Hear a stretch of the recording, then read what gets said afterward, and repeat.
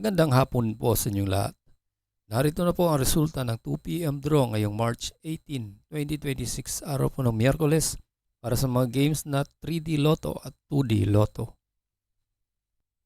Kung bago ka pa lang sa aking channel, pwede kang mag-like, share, at subscribe para updated kayo sa mga PCSO lottery results araw-araw.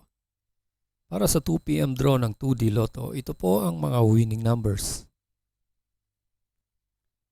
20 and 14 in exact order.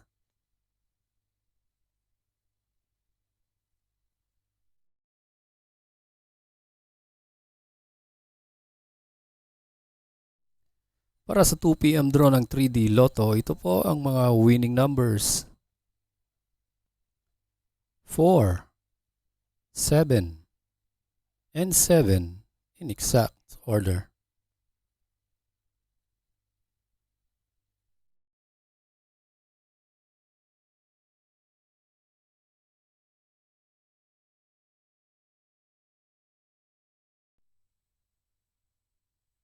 Congratulations po sa lahat ng nanalo. At kita-kits po tayo mamayang 5 p.m. draw. Thank you for watching. God bless us all.